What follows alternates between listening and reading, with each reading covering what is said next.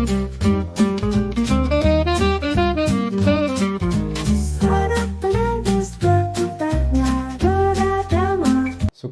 sahabat Dhamma, selamat datang kembali di Suara Dharma Podcast persembahan dari PC Magabudi Jakarta Utara. Saya Fendi akan menemani kalian sahabat Dhamma dalam episode kali ini yang sangat istimewa. Pada episode ini kita akan membahas tema tentang perkembangan awal agama Buddha hingga berkembang pesat sampai sekarang dan sampai ke Nusantara. Dan pada kesempatan ini kita telah hadir seorang narasumber yang bukan saja memiliki pemahaman mendalam tentang sejarah agama Buddha, juga aktif dalam membabarkan Dhamma, yaitu yang terhormat Insinyur Pandita Arya Chandra. Selamat datang Rama Sukihotu, selamat datang di podcast Suara Dharma. Mari kita bahas bersama-sama tentang topik ini.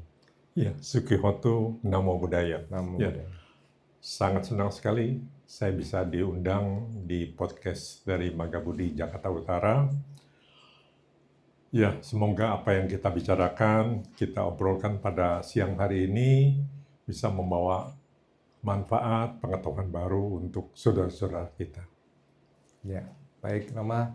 Baik, kita mulai dengan bertanya soal bagaimana ya Rama itu perkembangan sejarah agama Buddha dari masa awal sampai akhirnya bisa bertahan sampai ribuan tahun dan sampai tersebar di berbagai belahan dunia. Iya, sebenarnya menakjubkan sekali ya. Sang Buddha telah berjuang selama 6 tahun ya sebelumnya. Bagaimana berusaha untuk membebaskan diri beliau dari masalah penderitaan, dari masalah kesengsaraan. Selama 6 tahun membina diri, karena sebelumnya berdiam di istana, ya, yang sangat mewah, kemudian mencoba pelatihan, bukan penyiksaan. Ini banyak sekali kekeliruan dalam masyarakat, bahwa 6 tahun sengsara itu 6 tahun menyiksa diri. Tetapi sebenarnya selama 6 tahun Sang Buddha mencoba dirinya. Kemampuan jasmani manusia untuk bertahan sampai titik terakhir. Tapi perjuangan seperti itu Sang Buddha mengetahui bahwa hal itu adalah sia-sia. Dan yang penting kita cuma mengetahui bahwa Sang Buddha bisa mencoba kemampuan jasmani manusia untuk bertahan sampai titik terakhir. Tapi itu tidak memberikan hasil. Setelah melewati ekstrim ini, kemudian beliau mencapai ketenangan sempurna pada saat Waisak. Nah, setelah Waisak itu, beliau adalah satu-satunya manusia di dunia ini yang mencapai ketenangan sempurna menjadi Buddha. Nah, Sang Buddha waktu itu juga berpikir bagaimana pengetahuan yang begitu dalam, yang diperoleh begitu susah payah. Tidak hanya sebenarnya kalau kita baca cerita Jataka, tidak hanya 6 tahun di dunia ini, bahkan ada 294 kisah Jataka. Pada waktu itu Sang Buddha berusaha, calon Buddha itu berusaha untuk bisa mencapai penerangan sempurna. Sehingga terlahir kembali sekarang sebagai Pangeran Siddhartha dan menjadi Buddha Gautama. Nah, waktu itu Sang Buddha juga berpikir, bagaimana pelajaran yang begitu berharga yang telah beliau nikmati bisa dinikmati juga oleh umat manusia. Nah, akhirnya dari peristiwa Waisak kita sudah tahu di peristiwa Asada. Sang Buddha kemudian melihat bahwa 5 orang dulu teman seperjuangannya ini yang paling mampu untuk mencapai mengerti ajaran Sang Buddha. Dan pada waktu peristiwa Asada, itulah ada satu peristiwa yang sangat penting di mana Sang Buddha telah mengajarkan ajaran yang pertama, dan pada saat itu ke-5 orang ini kemudian menjadi anggota sangga yang pertama. Jadi dari 1 orang ditambah 5 orang sudah menjadi 6 orang, 6 orang arahat.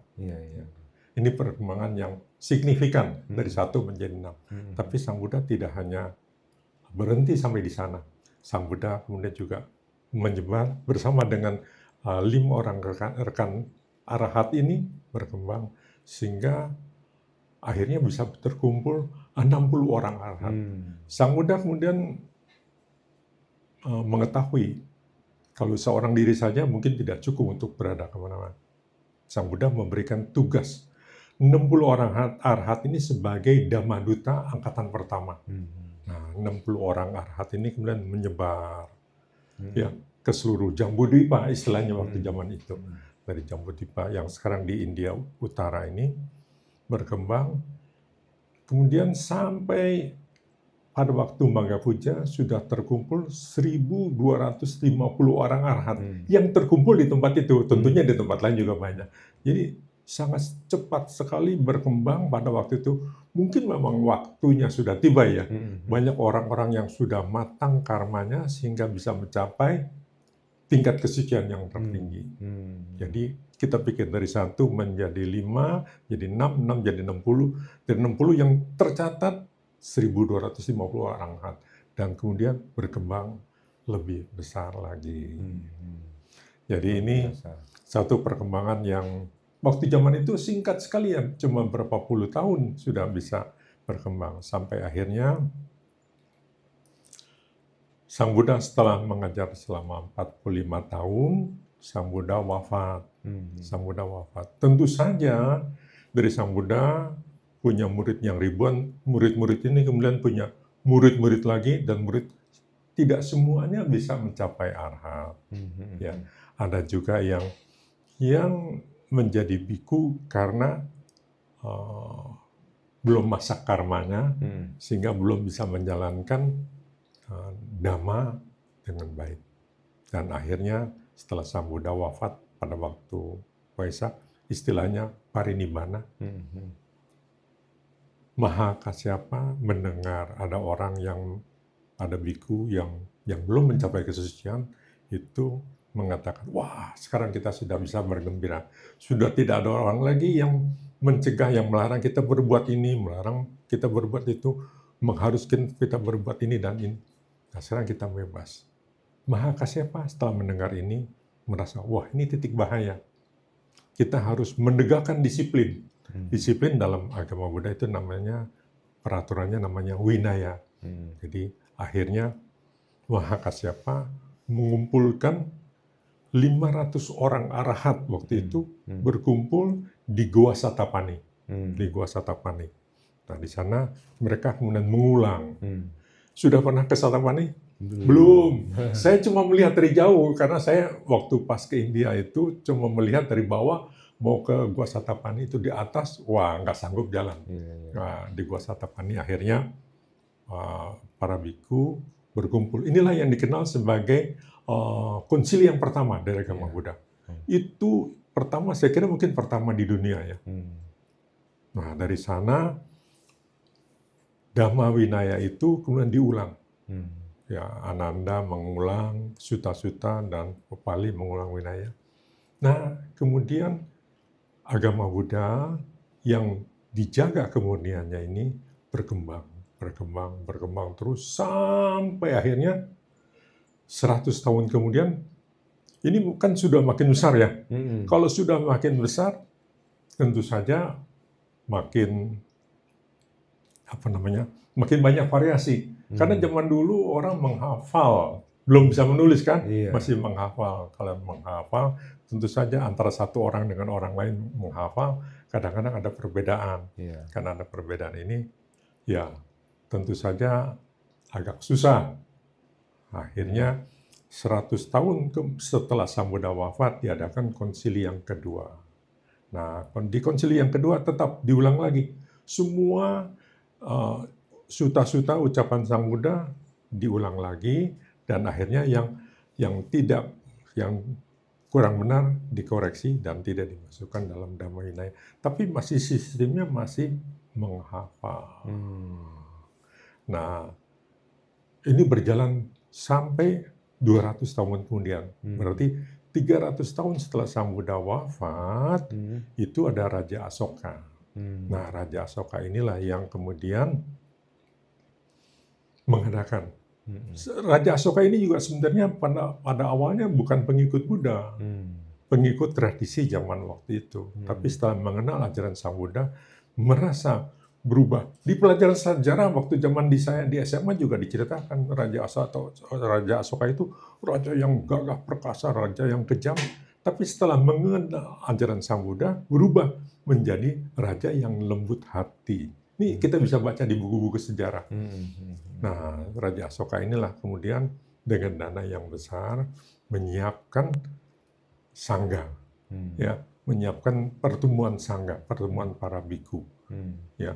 Nah, pertemuan para biku ini dikenal dengan nama pertemuan konsili yang ketiga. Nah, justru di konsili yang ketiga inilah kemudian kita lihat banyak sekali perbedaan paham. Memang pada waktu Sang Buddha wafat itu Sang Buddha pernah mengatakan kalau saja ada beberapa peraturan-peraturan yang kecil-kecil, remeh-temeh, yang tidak begitu penting, kita juga bisa menyesuaikan dengan keadaan, menyesuaikan dengan kebutuhan. Nah, jadi kaum yang besar ini, ya waktu itu namanya kaum Mahasangika melihat, memang ada beberapa kecil-kecil yang perlu kita rubah. Tapi ada beberapa hal yang kecil-kecil yang perlu kita perkuat. Nah, hingga terjadi perbedaan. Bukan prinsip, tetapi hal-hal yang kecil-kecil ini. Tapi hal-hal yang kecil ini, karena banyak pengikutnya, mereka kemudian mulailah di zaman Asoka itu terbelah. Jadi ada kaum Mahasangika, kaum Stawirawada. Kaum Stawirawada ini memang lebih sedikit. Kaum Stawirawada ini kebanyakan menuntut, pokoknya saya hanya mengikuti ajaran Sang Buddha ini saja. Karena kalau mereka yang memang sudah biasa mengikuti aturan-aturan, tidak akan terganggu dengan pelajaran-pelajaran yang kecil-kecil. Nah, akhirnya Raja Asoka melihat perkembangan agama Buddha zaman itu tidak hanya di Jambudvipa. Istilah India pada waktu zaman itu namanya Jambudvipa. Nah, akhirnya Raja Asoka mengutus putrinya, anak-anaknya juga ke Sri Lanka dengan membawa pohon Bodhi. Nah, pohon Bodhi pertama kali dari tempat di Sang Buddha mencapai benaran sempurna dibawa ke Sri Lanka, ditanam di Anuradhapura. Sampai sekarang masih ada. Itu salah satu bukti sejarah. Nah, ini jadi sudah mulai itu dari zaman Asoka. Dari zaman Asoka sudah mulai penyebaran ke selatan, juga ke utara.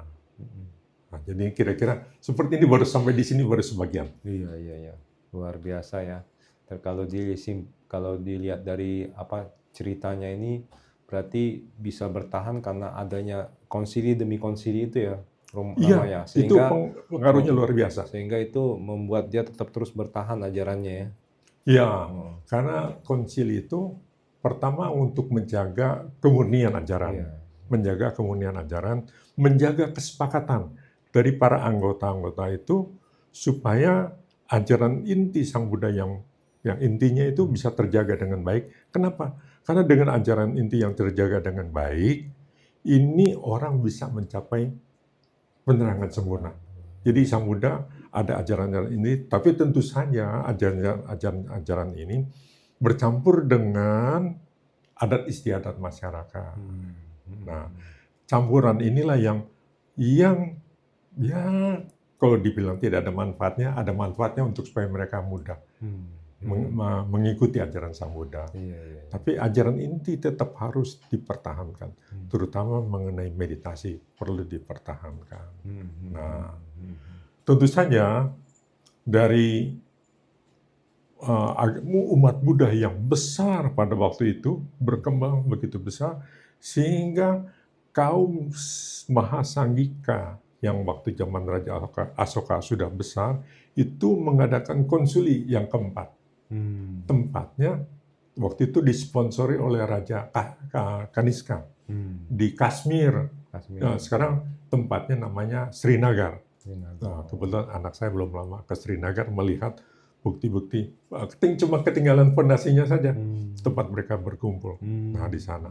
Nah, di Srinagar itu, di Kashmir itu ajaran Sang Buddha itu kemudian diterjemahkan Hmm. ke dalam bahasa Sanskerta.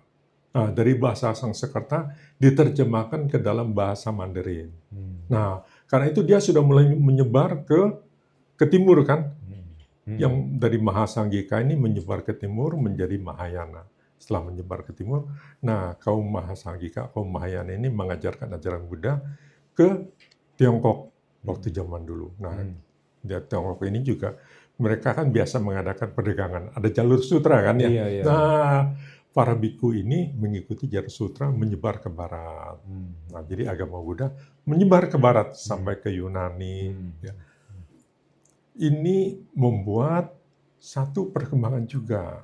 Waktu zaman menyebar ke barat itu di Yunani mereka patung-patung, mereka ahli membuat patung-patung ya. Dan kebiasaan membuat patung-patung itu mereka mencoba membuat patung Sang Buddha. Itu baru pertama kali. Karena sebelum pada waktu zaman Sang Buddha tidak dibuatkan patung, hanya dibuatkan simbolik. Simboliknya apa? Simbolik roda cakra. Kalau roda cakra 1 itu simbol dari Sang Buddha. Kalau roda cakra ada 3, 1 besar 2 kecil di bawahnya, itu lambang Buddha, Dhamma, dan Sangha. Dhamma, Sangha seperti itu. Ini kita masih bisa lihat di Candi Mendut itu ada lambang Dhamma cakra 4 di sini, 4 dan 4 rodanya di sini. 4 jari-jarinya, sini 4 jari-jari. Di sini 4 kesenjataan mulia. Yang di sini 2 dengan 4 dengan 4 jadi 8 unsur jalan utama gitu. Jadi ini sebenarnya cerita remeh-temeh ya. Tapi kalau kita lihat, setelah kita lihat ke Mendut, ternyata seperti itu. Jadi itu menyebar dari ikut jalur sutra, menyebar ke sana, ke barat. Tapi yang di selatan pun juga menyebar dari Sri Lanka, dari Jambudvipa ke Myanmar, dari Myanmar ke Thailand, terus juga sampai ke Indonesia. Nah di Indonesia juga tentu saja dari utara mereka datang sampai ke Sumatera dulu ya. Sumatera itu namanya Swarnadipa. Jadi agama Buddha justru berkembang pertama di Swarnadipa. Nah di sana ada, kalau Anda pernah ke Muara Jambi, di sana ada kompleks yang besar sekali, kompleks percandian yang besar, dan dikatakan kompleks percandian yang di Muara Jambi itu mengikuti kompleks perguruan tinggi Nalanda di India. Saya pernah ke Nalanda, India beberapa kali ya. Wah, tapi di situ memang luas sekali. Jadi bangunannya itu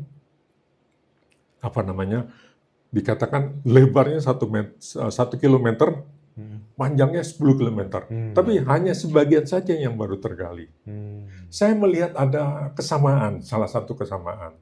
Kesamaannya di kompleks, di tempat namanya kelas itu dikelilingi dengan ruangan tempat mereka beristirahat, tidur ya. Nah di kompleks itu di sana ada sumur.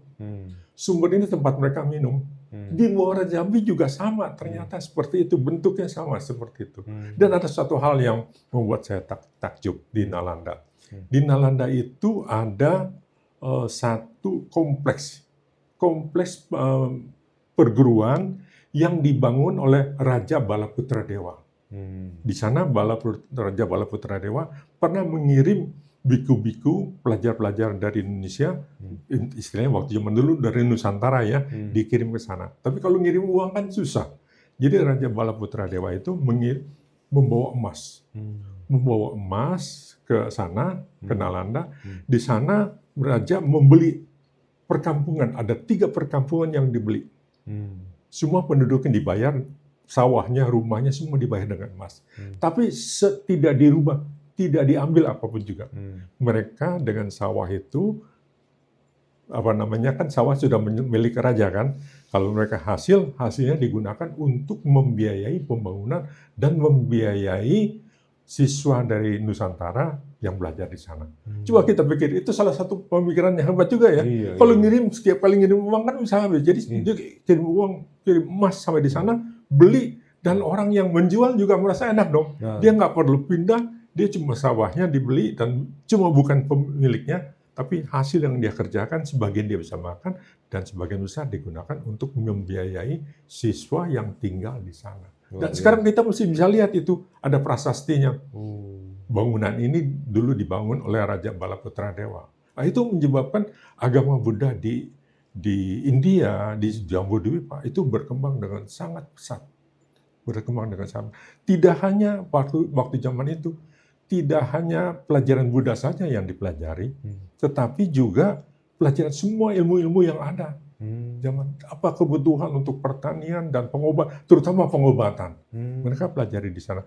Sama juga seperti itu di Muara Jambi, seperti itu juga. Mereka makanya agama Buddha berkembang pertama di Muara Jambi, tapi juga berkembang sampai ke Jawa. Nah, di Muara Jambi itu sangat beruntung ada raja dari Sriwijaya yang membiayai mereka. Kan itu kan satu kompleks yang besar. Para siswa kan tidak mencari nafkah lagi. Mereka dibiayai hanya khusus untuk belajar dan nanti kalau mereka mendapatkan ilmunya untuk masyarakat. Wah, ini benar-benar luar biasa. Semua difokuskan seperti itu. Iya. Nah, satu hal, setelah agama Buddha berkembang besar dan di Sri Lanka dari Jambudvipa sampai ke Kashmir ada konsili yang keempat dari Mahasanghika. Ini Raja Asoka yang telah mengirimkan putra dan putrinya ke Sri Lanka. Di Sri Lanka juga diadakan konsili yang keempat, tapi dari Stawirabada. Nah, di sana tulisan dari bahasa Bali dituliskan di daun lontar. Inilah yang pertama kali. Tapi tradisi itu sampai sekarang masih dilakukan. Kalau Anda pernah ke Sri Lanka, di Sri Lanka ada satu wihara, Aluwihara. Di sana semua ditulis di daun lontar. Tradisi masih tetap berlangsung sampai sekarang. Meskipun sekarang kita sudah punya tulisan Latin ya. Nah, tapi mereka tetap lakukan seperti itu. Perkembangan agama Buddha di Sri Lanka cukup besar. Nah, dari Sri Lanka ini juga menyebar ke Indonesia. Kan ada pohon Bodhi, ya. Pohon Bodhi itu kemudian yang dari India, dari Buddha Gaya ke Sri Lanka, dari Sri Lanka menyebar sampai ke Indonesia. Di Indonesia pun pohon Bodhi ditanam karena semua yang datang peziarah-peziarah, para biku, para pedagang itu juga membawa bibit pohon Bodhi. Nah, bibit pohon Bodhi ini kemudian ditanam di sini. Banyak ditanam pada waktu zaman Sriwijaya, zaman Majapahit, banyak pohon Bodhi. Nah, di pohon Bodhi itu mereka tanam. Seperti kebiasaan di India. Kebiasaan di India dimulai dari mana? Dimulai pada waktu zaman Sang Buddha masih hidup. Ya, waktu itu Sang Buddha banyak sekali berdiam di Wesali. Ya, di Sawati. Di Sawati itu ada satu orang hartawan yang besar, Anathapindika. Anathapindika ini bertanya kepada Bante Ananda, kalau Sang Buddha ada di sini, umat berkumpul. Karena setiap sore Sang Buddha kan memberikan ceramah dari jam 6 sampai jam 9. Tapi kalau Sang Buddha berkelana tempat lain, mereka bubar. Nah, akhirnya Anathapindika tanya sama Ananda, Bante Ananda. Bante Ananda tanya kepada Sang Buddha. Nah, Sang Buddha bilang, kalau Sang Buddha tidak ada di tempat, sekarang mereka boleh berkumpul sebagai wakil dari Sang Buddha, pohon Bodhi. Jadi pohon Bodhi yang dari Buddha Gaya itu ditanam di Sawati. Sampai sekarang namanya Ananda Bodhi Tree. Sampai sekarang masih hidup, itu salah satu bukti sejarah. Mereka kemudian berkumpul di sana, mereka baca parita, meditasi, mengulang khotbah Sang Buddha. Nah, begitu pula kebiasaan ini akhirnya sampai ke Indonesia, sampai ke Nusantara. Di Nusantara, semua setiap sore, para petani, pedagang, semacam datang sore-sore, berkumpul di bawah pohon Bodhi, duduk di sana, mereka mengulang suta-suta, mengulang Mahamangala Sutta, Karyanamrita Sutta di sana. Nah, kebanyakan mereka yang berkumpul di sana, setelah pulang mereka hati gembira, besoknya pagi usaha, hatinya riang gembira, banyak yang berhasil. Jadi para tetangganya kemudian bertanya, Anda mau kemana sore-sore? Mau ke pohon bodi. Nah, dari kata mau, ngapain ke sana? Ya mau mohon. Nah, timbullah kata memohon. Memohon dari dasar katanya pohon. Pohonnya pohon apa? Pohon bodi. Jadi mereka datang ke pohon bodi, sebenarnya mereka membacakan parita, meditasi, tapi orang luar yang tidak tahu mengatakan, oh mereka sedang memohon, sedang meminta berkah dan segala macam. Nah, jadi bahasa Indonesia memohon berasal dari kata pohon. Pohonnya pohon bodi. Seperti itu. Nah, sebenarnya pohon bodi memang asalnya dari sana, dari India, bawa kemari. Di Indonesia juga ada yang pohon yang satu keluarga dengan pohon bodi. Namanya pohon beringin. Pohon beringin. Kenapa dinamakan pohon beringin? Karena namanya beringin. Ada keinginan beringin. Jadi mereka semua berkumpul di bawah pohon beringin. Mereka berkumpul sama seperti pohon bodi. Ya, pohon bodi. Nah, ada kebiasaan di Sri Lanka, saya lihat setiap wihara, ya, di depan wihara itu pasti ada pohon bodinya. Nah, di Indonesia karena pohon bodi tidak banyak, ya. Kalau dulu banyak, tapi sekarang sudah nggak ada, cuma sedikit. Nah, di Indonesia ditanam pohon beringin. Jadi kalau misalnya sekarang salah satu bukti sejarah, kalau Anda pernah ke Candi Mendut, di depan Candi Mendut itu ada 2 pohon beringin yang besar. Itu mungkin sudah ratusan tahun juga. Bisa lihat sekarang masih ada. Itu yang jadi bukti sejarah pohon beringin. Nah, kalau misalnya waktu cerah mereka bisa berkumpul di mana di bawah pohon beringin. Tapi kalau hujan kan nggak bisa kumpul. Kalau mereka nggak bisa kumpul di sana, mereka akhirnya datang ke wihara, tempat tinggal biku. Tempat tinggal biku namanya dulu Padepokan, ya. Nah, tempat tinggal mereka belajar di sana. Biku zaman dulu tidak hanya mengajarkan Tripitaka, biku zaman dulu itu orang yang ahli, bukan hanya Tripitaka, mereka ahli juga pengobatan dan segala macam. Yang ahli-ahli itu namanya kan banyak para biku yang sudah senior namanya Tera kan. Nah, Tera ini, para biku Tera ini kemudian mengobati yang sakit. Yang mengobati sakit supaya mereka sembuh. Nah, biku-biku Tera yang orang bilang zaman dulu sakti-sakti itu, akhirnya namanya apa? Terapis. Jadi seperti ini. Jadi sebenarnya cerita dari zaman Sang Buddha banyak yang sampai ke Indonesia, tapi kita tidak tahu ceritanya. Terapis itu dari kata Tera. Dari kata Tera. Dan ini kemudian setelah agama Buddha, ya tentu saja kalau sudah makin lama makin besar, berkembang besar, akhirnya pecah. Jadi banyak pecah. Terus mulai agama Buddha di India mulai merosot, tapi menyebar sampai ke ke Myanmar dan segala macam. Di Indonesia juga sama. Zaman dulu pada waktu zaman kejayaan Sriwijaya, agama Buddha begitu menguasai kerajaan Sriwijaya begitu besar. Besarnya sampai itu wilayahnya dari Sriwijaya itu ada kampung Sriwijaya di Thailand juga. Ada namanya kampung itu namanya kampung Sriwijaya. Mereka mengatakan kenapa nama Sriwijaya? Oh iya, dari zaman dulu dari nenek moyang saya namanya di sini kampung Sriwijaya. Saya tidak tahu apakah dulu kuasanya sampai ke sana. Tapi itu menunjukkan betapa besarnya seperti itu. Tapi akhirnya ya semua perkembangan ada perubahan. Dari zaman Sriwijaya, zaman Sailendra sampai ke zaman Majapahit. Nah, berkembanglah pelajaran-pelajaran yang lain. Agama-agama lain juga mulai masuk. Dan mereka, agama-agama yang lain yang masuk itu juga mengikuti. Mengikuti perkembangan agama Buddha. Mereka mengikuti kebiasaan. Nah, ahli-ahli ahli-ahli Tripitaka itu mereka namanya syastri, ya istilah bahasa Sanskertanya syastri. Syastri itu artinya bahasa, ahli bahasa, sastra. Jadi syastri itu ahli sastra. Nah, kalau sastra itu sastra apa?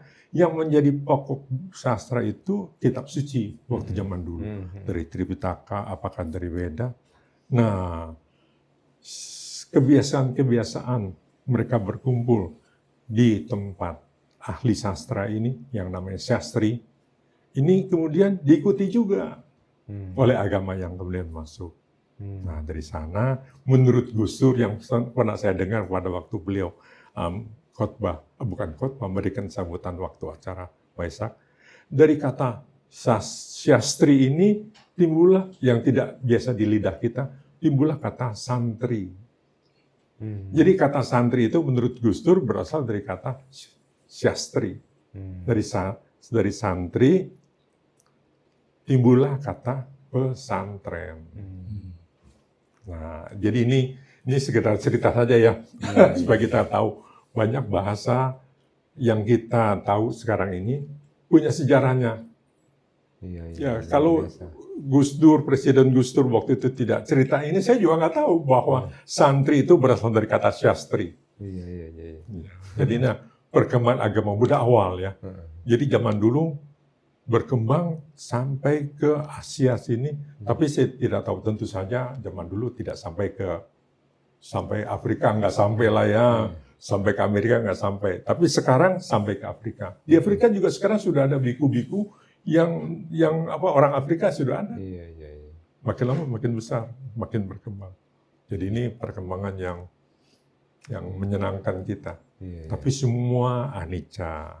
Selama kita masih bisa mendengarkan ajaran Sang Buddha, kita masih termasuk orang-orang yang beruntung.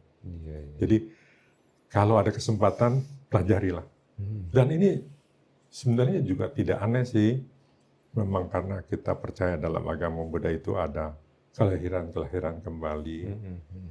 Saya banyak sahabat-sahabat yang menjadi Buddhis, bahkan menjadi biku, yang dulu berasal dari keluarga non-Buddhis.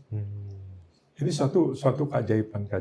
Mungkin pada kesempatan lain kita bisa cerita lagi seperti ini. Tapi paling sedikit perkembangan awal kita sudah tahu ya. Dari mana kata kata memohon, kata tera, kata apalagi syastri. Ini sebagai, karena ini kan bagi kita sudah biasa ya. Belum lagi nanti kita lihat ada bangunan-bangunan. Pada kesempatan yang datang kita akan bicara-bicara lagi. Luar biasa. Wah, terima kasih banyak Lama atas penjelasan yang begitu kaya dan mendalam ya. Melalui perbincangan ini kita bisa melihat bahwa perkembangan agama Buddha pada masa awal itu banyak syarat dengan sejarah ya, tapi juga kita juga belajar tentang bagaimana keteladanan, keberanian menyebarkan kebaikan, cinta kasih, semangat untuk kebahagiaan semua makhluk yang dicanangkan itu telah memberikan banyak manfaat ya. Dan semoga apa yang kita dengarkan ini dapat membawa keyakinan dan memperluas wawasan kita dalam sebagai umat Buddha di zaman modern ini ya. Kepada seluruh pendengar Suara Dhamma Podcast, terima kasih telah menyimak episode kali ini. Jangan lupa untuk share, like, dan follow agar tidak ketinggalan episode-episode Suara Dhamma berikutnya. Saya Fendi, mohon pamit, undur diri, terima kasih. Sukihotu, Namo Buddhaya. Sampai jumpa dalam acara podcast berikutnya. Ya. Sukihotu, Namo Buddhaya. Saya juga mohon maaf kalau sekiranya ada kata-kata yang meleset, yang kurang tepat. Tapi niat kita semua adalah untuk kebaikan. Semoga semuanya ikut berbahagia. Terima kasih. Sadhu, sadhu, sadhu. Sadhu.